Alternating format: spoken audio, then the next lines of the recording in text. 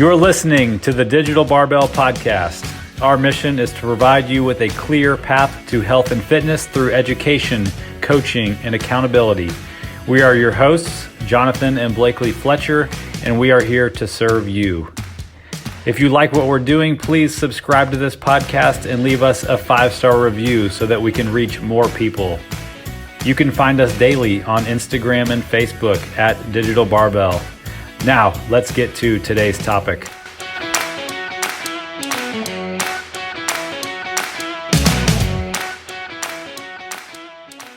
All right, guys, welcome to episode number 106 of the Digital Barbell Podcast. Thank you guys for being here. Apologies in advance for any strange sound in this episode. Our office has a metal roof on it, and it's pouring buckets outside right now. It's a nice little ambient noise in the background. Maybe it's like a peaceful rain machine to you listening to this. It sounds like it's intensifying. We're on the verge of Ice-mageddon. I hope not. Here in Texas. All of our Northeast clients are probably like, please. We had 3 feet of snow. And I drove my Honda Civic to the gym today. I understand now, though.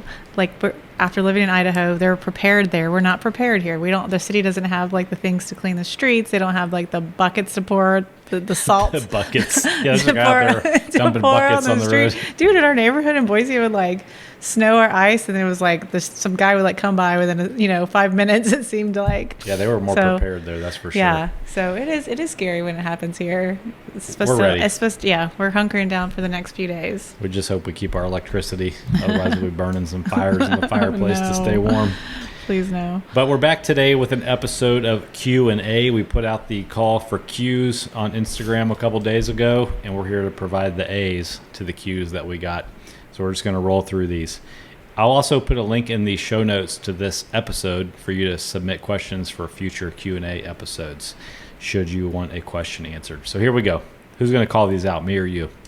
I'll do it. All right. Number 1. How do you encourage someone who's close to you to get in shape when they're being hard-headed? How close? Are they like right next to you, or Yeah. are they like next door neighbors? I don't think that's what they meant. We get this question a lot. We've definitely answered it on the podcast before, but I want to approach it from a little different angle this time with my answer, okay? I think number 1 is put yourself in that person's shoes. Obviously, this person is close to you. That was in the question. How do you think that this person usually responds? How do they usually change their mind on things? Because that's really what we're talking about, is how do you take somebody from wanting one thing to wanting another thing and taking the actions that will make that happen. So it's going to be a case-by-case basis per person. Right. But generally, I think my advice would be to, number 1, be consistent in the things that you're doing. Model that good behavior for them. That's the thing that will not only get you results, but will show them, man, this person is being really consistent. I can probably do that too. Yeah. Number 2, I would say, is to, assuming like you live with this person, to audit your environment. And I'm specifically talking about like your food environment here, in a way that helps you, but also sets a positive example for the other person. So you might need to have a conversation with them about this before you go put the oatmeal cream pies in the cabinet instead of out on the counter. But doing that is going to help you, and it's going to help them, and it's going to set a good example for them.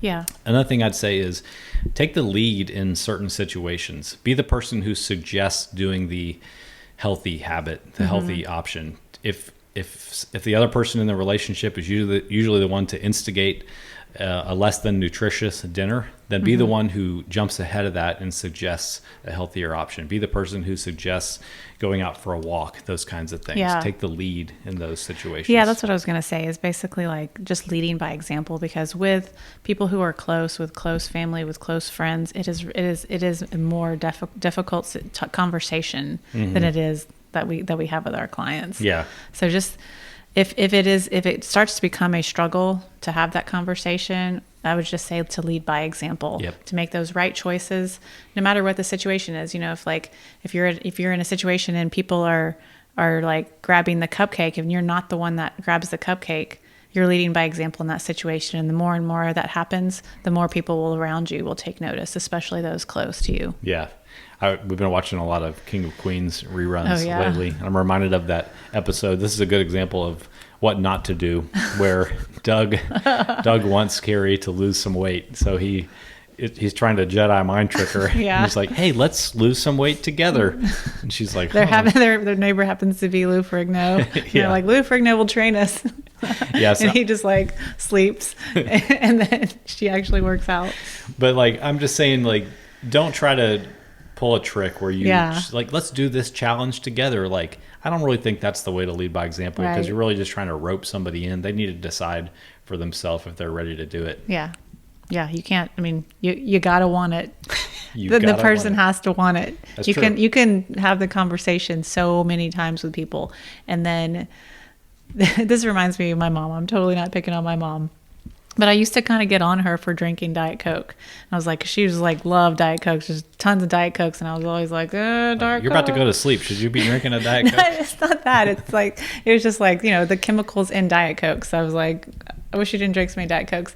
Years and years and years of this. And then like, I think she heard it on like Oprah or something. Oprah told her not to drink Diet Coke, and she hasn't drinking a Diet Coke since. It's been like a decade since she's even touched a Diet Coke. So it's like one of those things where I've been telling her for years and years and years, and then Oprah said it. You never know what's going to make something click for somebody. I know. It might be Oprah. It might be Oprah. All right, well, let us know how it works out. All right. Second one. Best chili recipes, favorite healthy spices, and favorite quick workouts. Favorite healthy spice, butter. Every time. Jonathan, let me let you go with the spices first, because I kind of make fun of Jonathan. Like, we'll be making something, and then there's just like this counter full of toppings that he's going to put on all his healthy spices. Yeah. So go for it. And then at the end, I'm like, I can't taste anything. I Yeah. just fried He my doesn't. mouth. He doesn't taste anything but the last spice he put on it. All right. What's your favorite spices? Well, let's do best chili recipes, because we make a lot of chili around here, and I can put the recipe for the one that we make most of the time in the show notes. But here's the general gist of it. Decide what you want this thing to be. Do you want it to be like a more tomato-based chili? Yeah. Do you want it to be more like a broth-based chili? That's your base. Or bean. Yeah, well, we're going to add that in, but you got to have some kind of liquid in this So you thing. either go with like the cans of diced tomatoes, or you go with like a chicken broth. Yeah. To start. So get you some liquid, get it boiling, decide what's your protein. Honestly, our preference has been, we used to go with the tomato, and you can only eat that for so many times until you're just like, oh, it's a little acidic. So we'll go more of the chicken broth. Then we'll go with the tomato broth starter. If you like beef broth, go for that. Yeah. You need something like that. Figure out what your protein is going to be. We like to go with a 99% lean ground turkey most of the time. When we lived in Boise, we had access to a really good ground chicken that we would use. Or you can do like half and half. If like my mom likes to do like half pork, half lean turkey. Mm-hmm. You could do beef, whatever. Figure out what your meat is. Or you don't have to do ground meat. You could do whole chicken if you wanted to. Just throw a whole chicken in the pot. And then you need to add some vegetables to it. We like to do bell peppers. We like to do onions. You can buy these frozen bags that are already cut up and mixed with onions and peppers and all this good stuff. Get that in there.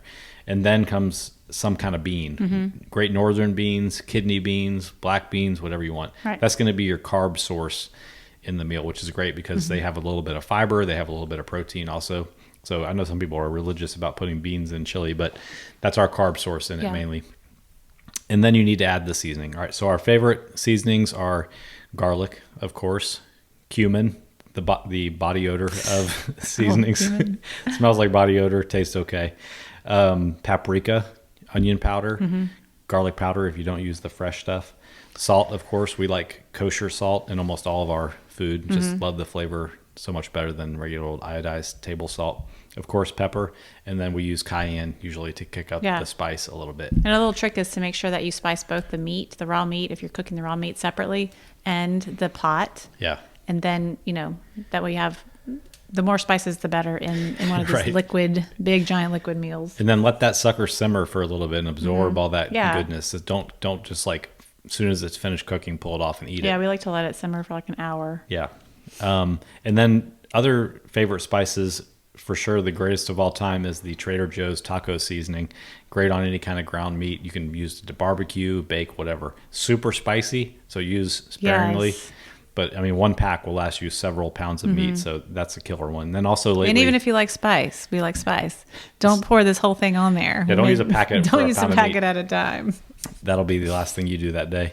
And then lately we've been just crushing the Salt Lick brand of barbecue garlic. It's called garlic barbecue rub. I don't know if you can get it anywhere other than Texas, but it is just killer on everything. So there you go. Talk about some of your toppings. I thought for some reason I was thinking favorite healthy, like Okay. your barbecue sauces and all All that right, stuff that you so- put on top of stuff. Yeah. I mean, on my breakfast tacos in the morning, I love putting sriracha.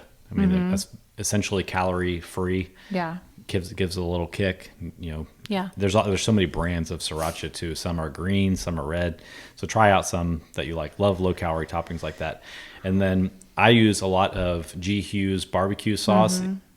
Really, I use it as a salad dressing most of the time. If I'm getting burnt out on using Bolthouse brand salad dressing, which is a great super low calorie option, G. Hughes barbecue sauce comes in 4 flavors. It's 10 calories for a 2 tablespoon serving. That is ridiculous. Go grab you some Thousand Island off the shelf at the grocery store. It's like 150, 200 calories, more than like half as much as your entire salad.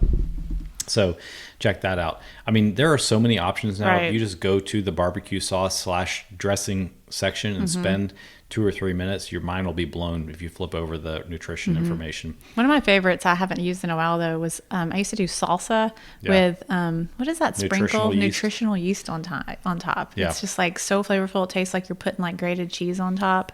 Yeah, that combo, delicious. It is a nutritional. I always kind of forget about nutritional yeast, even though we have some here. But yeah, it gives it that kind of cheesy flavor. It's got a ton of amino acids, and you don't use a huge amount, so you don't get a lot of protein from it. But it's another thing I would start slow with to make sure that like you digestion and everything feels good with it, and then add a little bit more if you want more flavor. But don't go crazy with it in the beginning. Yeah, great topping for foods and salads. Okay. Number 1 favorite quick workout. You go first. Can I give 2? No. Okay. Then I'm going to give a pump style workout. Okay. Like you're about to go out on the beach. You only have a barbell. What are you going to do? I like this. Yeah. 10, 9, 8, 7, all the way down to 1. Barbell curl and press, diamond push-ups. Yeah. So you do 10 barbell curl and press, 10 diamond push-ups, 9, 8, all the way down. You'll thank me later. You will not thank me the next day when you're super sore. And you'll not thank them during. It takes a little bit of time. If you've never done a barbell curl and press, you hold the barbell just like you normally would to curl it with an underhand grip. After you do your curl, you then press it with an underhand grip, which you may have never done before. But it gives you a nice little release of the bicep because you're stretching it out. Yeah. It gives you just enough of a break where you're ready to do that next rep. Yeah. It's killer. What about you? 7 minutes of burpees. Oh, get out of here. The classic CrossFit Open workout. I mean, if you have nothing around and you've been sitting all day or something and you need something to do, you're just like, I got to do something. It takes 7 minutes. You will feel awful, but then fantastic. You'll taste pennies. And actually, the real version of the workout is you have to jump. Yeah, you have to touch something 6 inches above your reach. Yeah. All right, there you go. All right. So you could probably just go back and forth between those 2 workouts for a week. You got nothing. Yeah, just need a barbell. Yep. All right. What's next? Third one. Thoughts on HIIT training, HIIT. How many times per week is good? Is it over or underrated? HIIT stands for high intensity interval training. So this could be like a big umbrella of different things. I mean, you could actually throw a lot of CrossFit style workouts into this. This could be To me, it's like the CrossFit EMOM, like an every minute on the minute style workout where you set up 3 to 4 stations and every minute on the minute you change stations. I really like the intensity part of HIIT training. That's where the magic happens, is what we always talk about. So yeah, you have to push yourself. Yeah, you have to push yourself because you have this clock running. And anytime that rest is scheduled, that you're not controlling your rest, that the rest is scheduled by the clock. Like if it's work for 60 seconds and it takes you 40 seconds to do the work, you only have 20 seconds to rest. That's when that intensity starts to kick in after a few rounds. And I think HIIT is a great way to train some of the anaerobic work, like if you're doing interval sprints on a rower or on a bike or doing sprints in the street. But I think when people talk about HIIT nowadays, it's more, and actually I know that the client that asked this question, she's a nutrition coaching client, and she does a couple HIIT workouts per week, and she told me kind of what those workouts involve. So, and this is pretty common, I think, in what people think of with HIIT now. So her workout was like 5 rounds of 8 different exercises, 45 seconds on, 10 seconds off, and you repeat that whole cycle 5 times. So it was things like sumo squats, plank taps where you touch your shoulder in a plank position, some bicep curls with dumbbells, some pulsing lunges, some toe taps, and some plyo push-ups, and a couple other things, 1 or 2 other light dumbbell exercises in there. So this whole thing takes 35 to 40 minutes to get through. And with 45 seconds of work and 10 seconds of rest, that's not a lot of rest. So the thing about these kinds of workouts is you try to push yourself to maintain about the same number of reps as you're getting. So you accumulate a ton of volume. Right. But it's not the same kind of volume that you accumulate in a weightlifting designed workout. You just reading that, I would think you would have to go very light to be able to make it through 35 to 40 minutes of something like that. And some of them don't have any weights at all. So you're mentally pushing really hard, and you're accumulating a lot of volume, like I said, but it's not the same kind of volume. So the thing about these workouts is I think that there's a big focus on they are big fat burning workouts. Which I think is a little bit misleading because yes, you are burning calories in these kinds of workouts. Well, sorry, that sounded confusing. They lead you to think that they're fat burning. I think a lot of people do HIIT workouts because they think they are, quote, fat burning. They think they're fat burning workouts because you look down at your watch at the end of them, you're like, I just burned 500, 700 calories, and that makes you feel like you accomplished a lot of things. Right. But I think that in the grand context of your training, these should be limited. Now, the caveat to that is if this is the only kind of training that you enjoy doing and it's what you'll be consistent with, go for it. But I don't think that it's the most useful use of your time very much. I would limit these to like it could be done like you could do one. You could do one or 2 of these a week, and then you could add in your strength training, and add in your bodybuilding type movements where you're getting more weight. Because the benefit of these kind of workouts is really that you had an elevated heart rate for 35 to 40 minutes. Right. The actual muscular work that you did is not as beneficial as 35, 40 minutes spent doing progressive overload with hard sets of actual training. So if your goal is just to build your capacity in the cardiovascular range of this 35, 40 minutes in that energy system, then that's great for it. But most of the clients that we work with want some of that because they want to be fit cardiovascularly, but they want to change their body. Right. And these kinds of workouts don't really lead to you changing your body, which that's the whole other, we could go down a whole other rabbit hole of your focus in changing your body should never be just trying to burn calories with your workouts. If your goal is to change your body, I'm not talking about becoming a bodybuilder, I'm just talking about improving your body composition. Your focus should be on getting stronger, whole body strength with compound lifts and with the right amount of accessory lifts in using progressive overload, meaning that you're increasing the difficulty of your workouts over time. With these HIIT workouts, there's really no way to increase the difficulty over time. I mean, you're not going to do 45 seconds on with 70-pound goblet squats. That's not going to work. For that many rounds. Right. So I think the moral is let's reread the question just to make sure. The question was, how many times per week is good? Is it over or underrated? Right. I think on the whole, for most people's goal, assuming that their goal is to be healthy, be lean, be athletic, and have a healthy body composition, it's overrated. I think that most people have limited time resources for working out, and this is not the best way to spend a significant amount of your training time. So I would say at most probably one time if you want to look at this as the cardiovascular segment of your workout. And we do this with our programs that we write for clients, but we structure it in a different way where they're actually getting more of a blend of the benefits of lifting weight with the combined benefit of the cardiovascular training. Yep. Did I answer that one? If you have any follow-up questions, hit me up. You know where to find me. All right.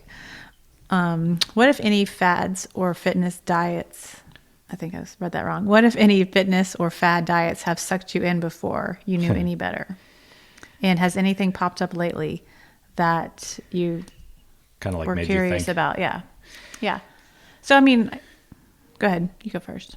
No, I talk too much.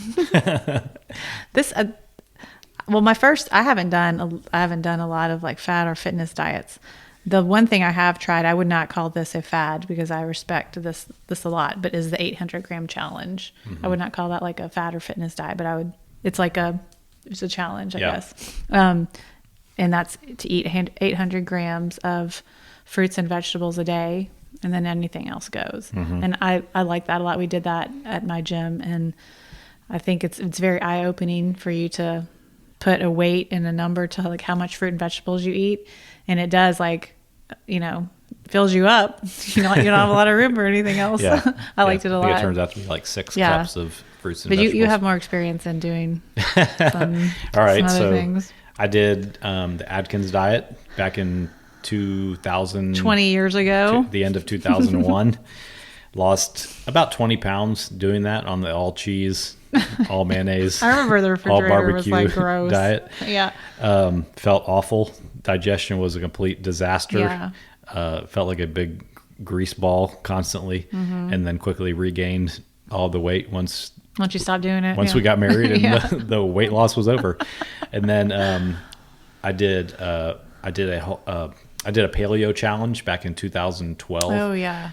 I did that too 2012, with you. 2013. I lost. So paleo is, no alcohol, no grains, no sugar, no fun, no nothing. So that was 30 days, 100% strict Yeah. on Yes. that. Okay. We did that at the gym I used to work at, and we'd had what is the tank where they We did the where you- hydrostatic yeah. body fat where you measurement. like lay in water and they measure your body fat and weight and everything like that. But at the beginning and the end of the challenge. Okay. So go for it. I want to say I lost between 8 and 10 pounds. And I was kind of skinny fat at the time. So I lost that 8 to 10 pounds. You want to know the spoiler alert? It was all muscle. Big fail on the paleo challenge. So yeah. Yeah. And then I don't know, we did the zone diet. Oh yeah. Back in 2010. Yes. When we first joined a CrossFit gym. I remember that the owner of that gym, he was so anti-banana. He's like, that's just a sugar stick. I didn't know any better back then. I'm like, okay, the bananas are out. I think I was crushing two a day up until that point. So the funny thing to me about the zone when we did that was that, I guess I have done more of these things than I thought. We would eat it gave us this opportunity to like eat bad things. Like I remember we were really addicted to this like creamy peanut butter, honey peanut butter that like, it was like, if it fit in the zone, it's almost like if it fits your macros kind of, mindset back then. It was like, we would pretty much stick to the zone numbers, but we ate whatever we wanted. And I don't feel like we didn't get any benefit of it.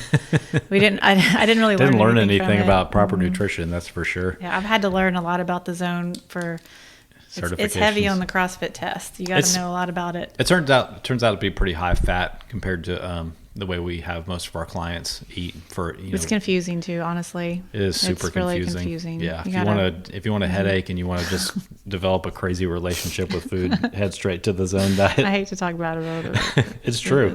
It is confusing. The truth hurts. Anything that's popped up, I feel like towards the beginning of the year, like anytime we'd be watching something on one of the streaming apps or YouTube, just constant Noom ads and several others that are like a Noom. Right. And, I have mixed feelings about those because, really Noom is the only one that I know anything about because I know somebody who did it for a while.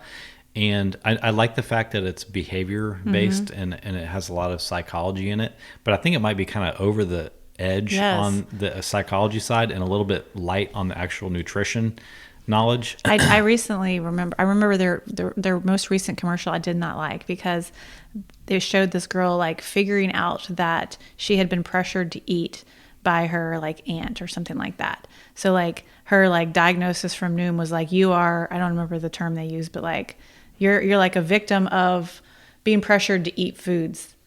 And like to me it was just like this is giving this person a chance to be like, yes, it's not me. I'm blaming my aunt who's always pressured me to like eat her lasagna every time I come over.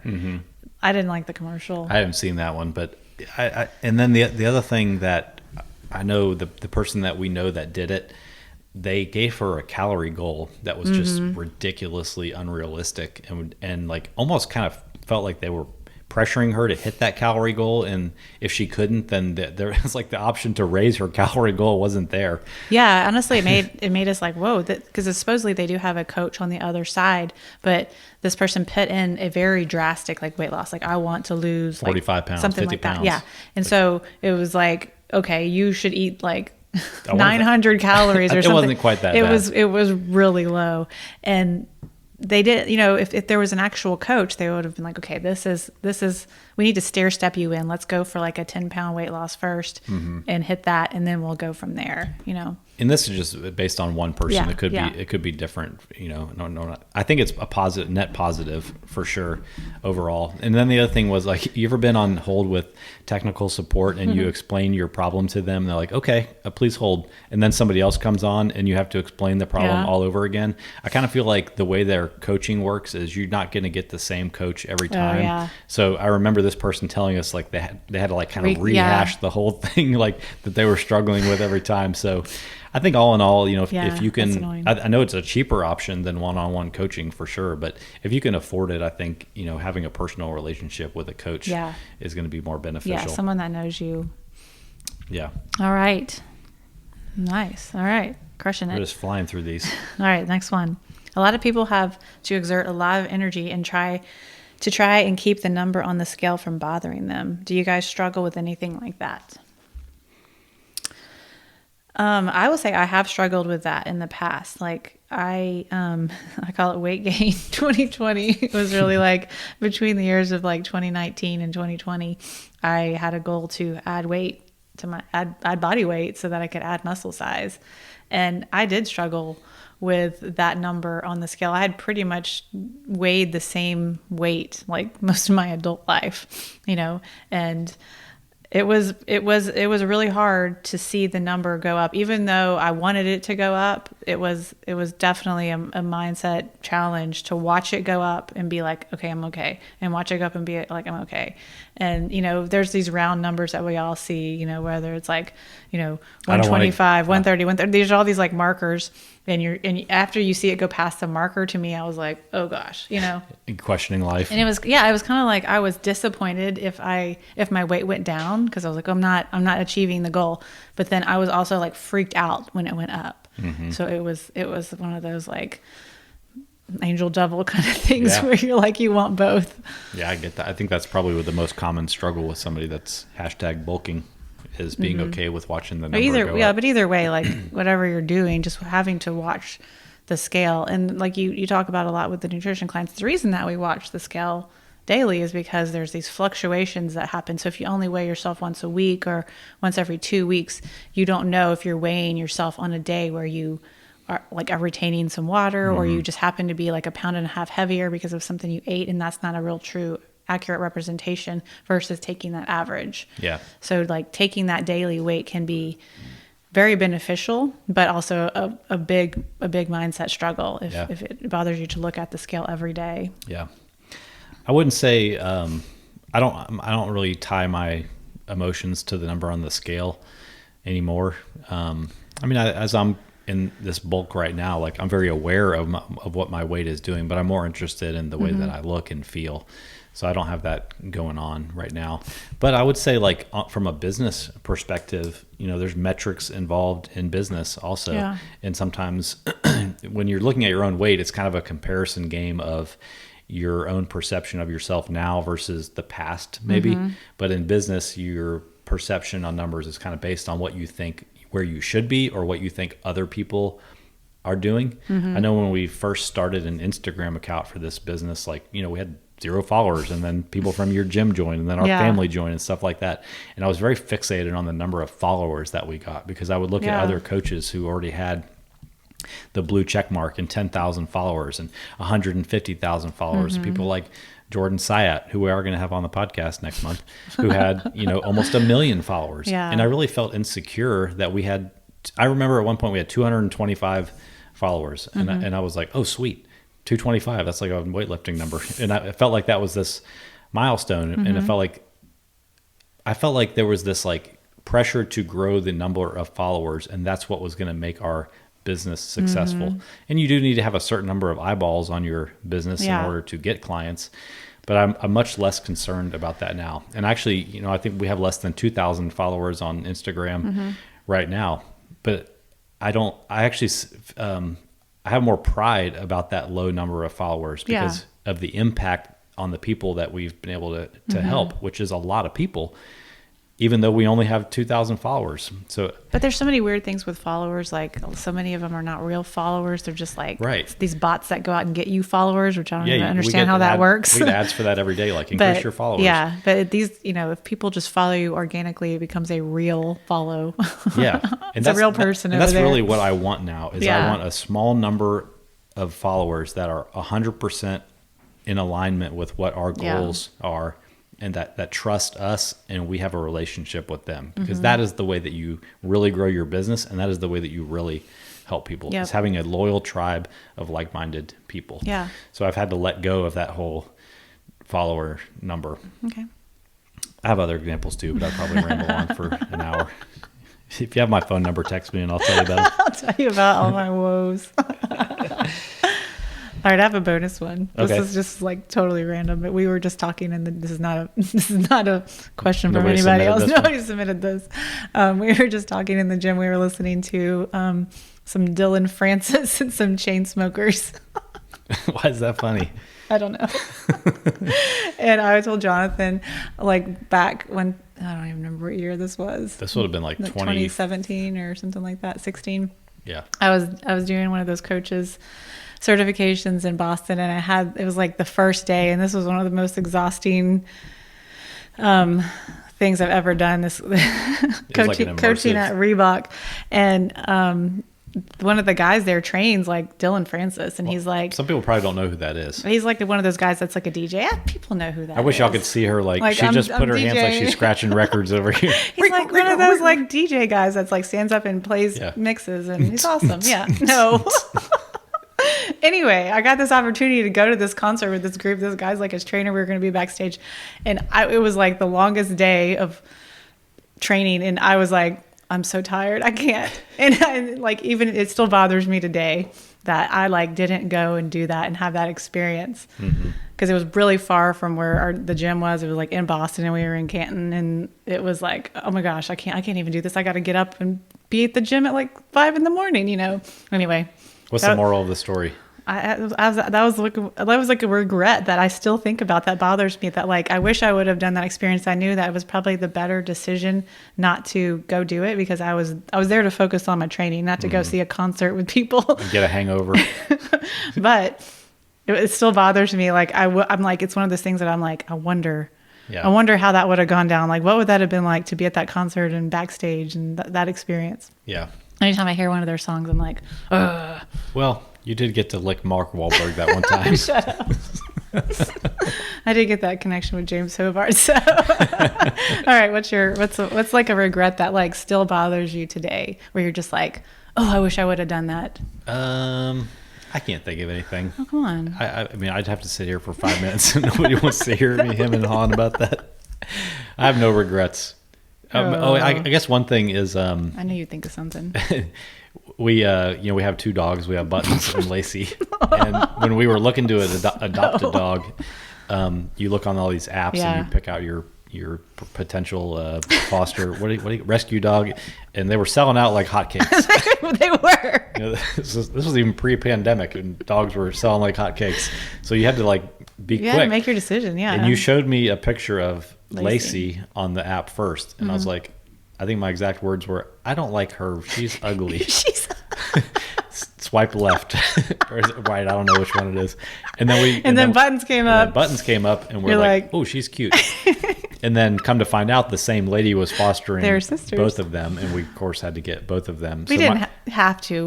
We wanted to get them because they were sisters. Yeah, we're not monsters. So. Separate them. She's too ugly. Separate those. I want the good one. I want the pretty one. You take that ugly one and you do something else with it. So I remind Lacey all the time that she reminds me. You said she's ugly. I don't want her. Yeah, that's my biggest regret. That should be your biggest regret. Good one. She has definitely forgiven me since then. And she's adorable. Fed her thousands of meals. Don't you think she's adorable? She is adorable. She's right. a sweet dog. Super protective too. Yeah. We should wrap To this a up. fault. All right, guys. Hope you enjoyed this episode of Q&A. If you guys want to submit one for next time, I'll put a link in the show notes. If you ever want to apply for coaching, I'll also put a link in there also. You guys enjoy the rest of your day. Thank you all for listening. We truly appreciate it. But real quick, before we go, do us a favor and subscribe to the podcast and leave us a review. Be sure and follow us on Instagram and Facebook at Digital Barbell for all of the latest and greatest free content. If you're interested in working with Blakely and I, we'd love to talk. Apply for coaching with the link in the description of this episode or by visiting digitalbarbell.com. We'd love to talk about helping you reach your goals with a training and nutrition program built just for you. Thanks again and have a great day.